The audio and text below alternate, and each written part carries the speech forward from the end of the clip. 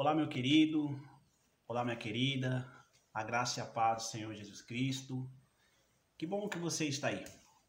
Estamos aqui de volta, com as nossas videoaulas.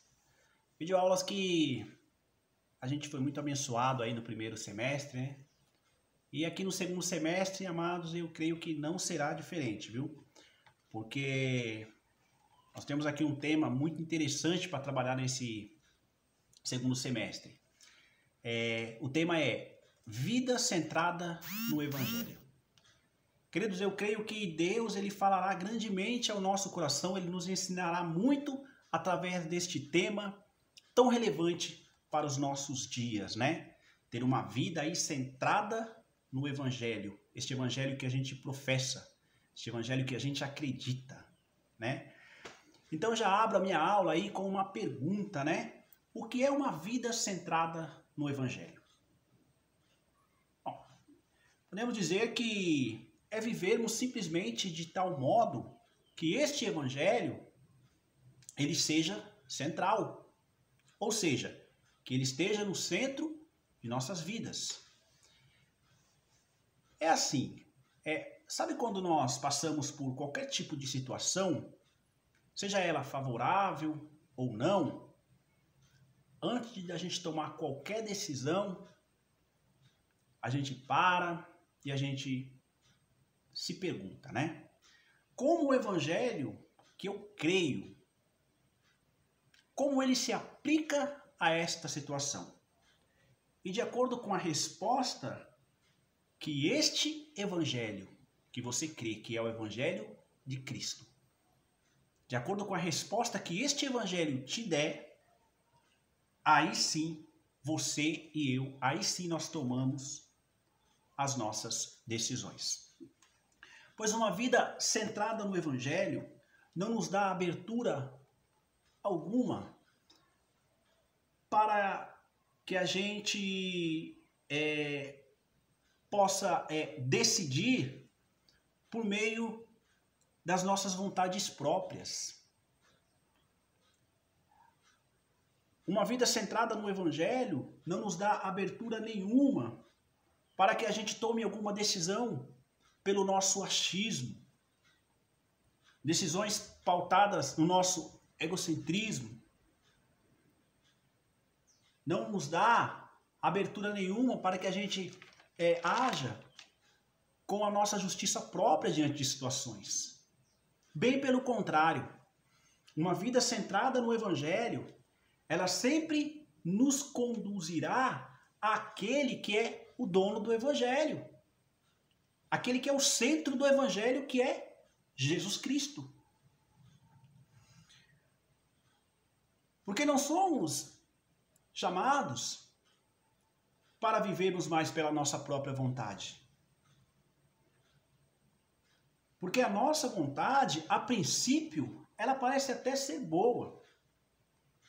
Mas quantas foram as vezes que eu e que você, a gente não nos deixou ser conduzido pela nossa vontade própria e a gente acabou quebrando a cara, as coisas deram errado. E entenda que isto só aconteceu para que eu e você, a gente entendesse que a nossa vontade, ela é falha. Mas que a vontade de Cristo para nós é diferente, porque o Evangelho nos afirma que a vontade de Cristo para nós, ela é boa, ela é perfeita e ela é agradável, como nos convida a experimentar, o apóstolo Paulo.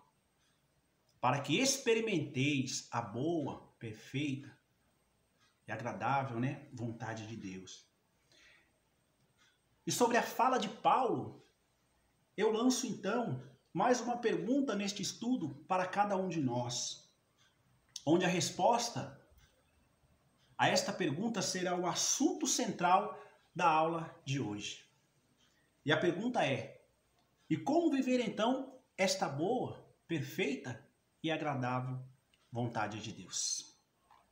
Queridos, só podemos experimentar a boa, perfeita e agradável vontade de Deus.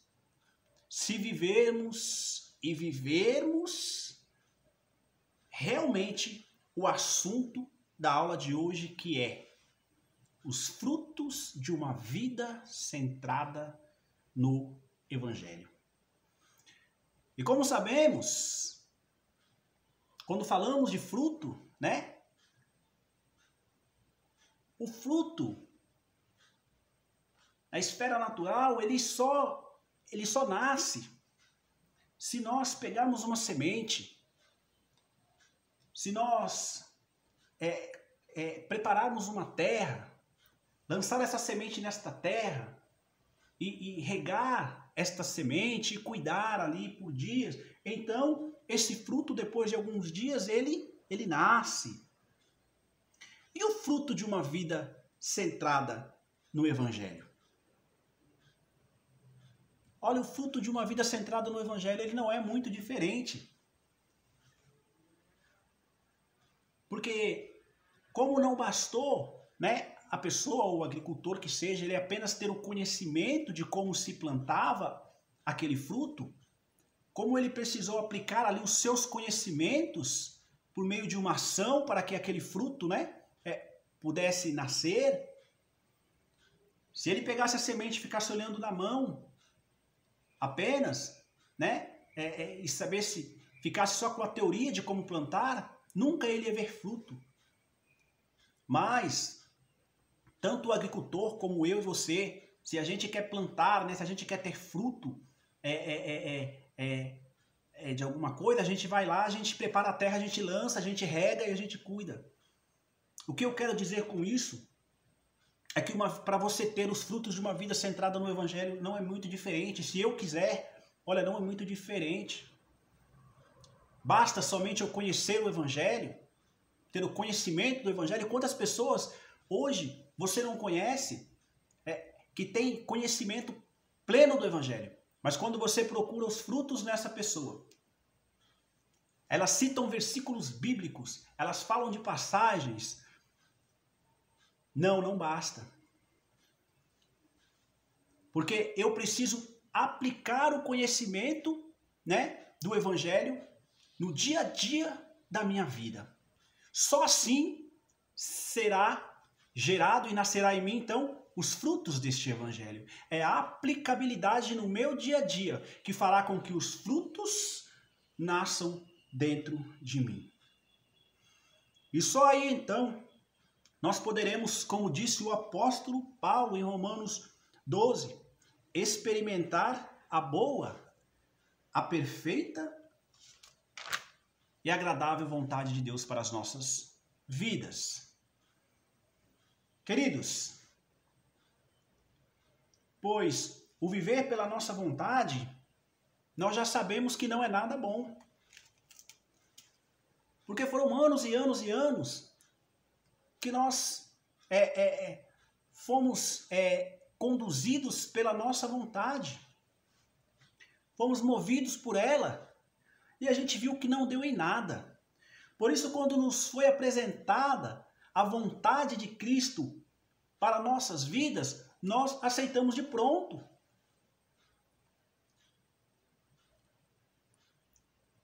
Por quê? Porque nós entendemos que os frutos de uma vida centrada no Evangelho, eles só nos conduzirá a sermos pessoas melhores. Por quê? Porque ele nos conduzirá dia a dia, mais e mais, ao quê? A experimentar a boa, perfeita e agradável vontade de Deus que Paulo pregou ali em Romanos. E por que esta vontade é boa? Porque quando nós temos uma vida centrada no Evangelho, os seus frutos, eles nascem em cada um de nós. Então ela é boa porque em nós, eu posso dizer que quando nós temos uma vida centrada no Evangelho, é gerado dentro de nós o fruto da confiança. Mas não é qualquer confiança. É a confiança bíblica.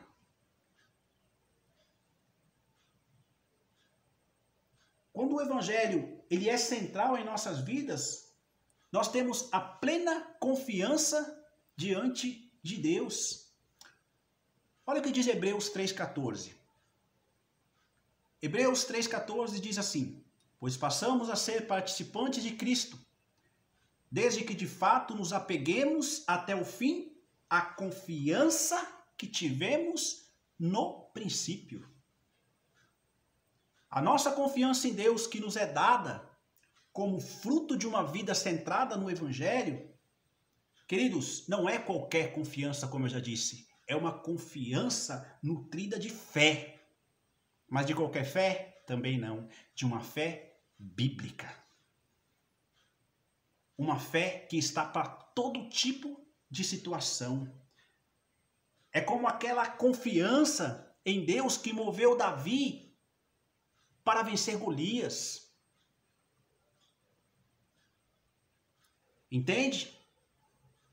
O exército de Israel estava parado diante daquele gigante, porque não tinha confiança suficiente no Deus que eles professavam. Mas quando Davi chega, Davi olha aquele gigante, a confiança que havia no coração de Golias, no coração de Davi, moveu ele diretamente para derrotar ali Golias. Você conhece bem o texto e a passagem. Então, quando temos uma vida centrada no Evangelho, é só gerado o fruto da confiança? Eu digo que não.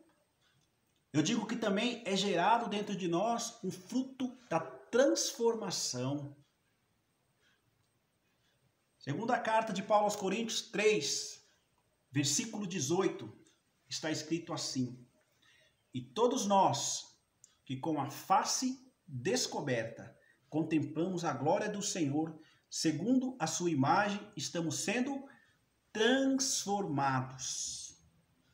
A sua imagem, aliás, transformados com glória cada vez maior, a qual vem do Senhor, que é o Espírito.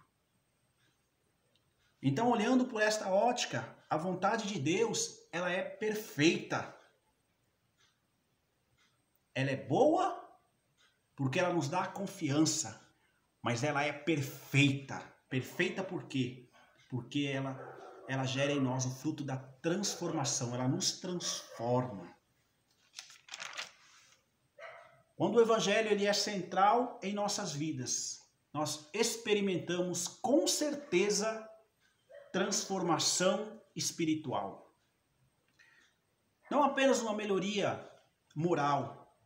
E essa mudança, ela não acontece por nossa força e vontade. Não acontece porque nós se esforçamos. Não. É pelo poder da ressurreição. Ou seja, a nossa esperança de nos tornarmos aquilo que Deus planejou e deseja não está em nos esforçarmos mais, mas em confiar mais. Confiar mais nas verdades bíblicas, nas palavras do Senhor e no seu Espírito, para nos santificar dia após dia em meio a este mundo. E terminando já, queridos, esta aula de hoje, esta breve aula, eu posso te dizer que quando temos uma vida centrada no Evangelho, também é gerado dentro de nós o fruto da intimidade com Deus. Tiago 5, 17 e 18, está escrito que Elias, ele era um homem como nós. E ele orou fervorosamente para que não chovesse, e não choveu sobre a terra durante 3 anos e meio.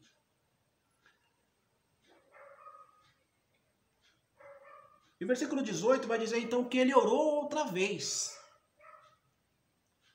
E os céus enviaram chuva, e a terra produziu seus frutos. Queridos, então uma vida centrada no Evangelho certamente ela gerará em mim frutos. E frutos diversos. Eu falei aqui sobre a confiança, a transformação, e agora eu estou falando sobre a intimidade. Percebamos que o texto que nós lemos aqui de Tiago diz assim, olha, Elias era homem como nós. O que ele está dizendo aqui? Olha, Elias era um homem de carne e osso como você.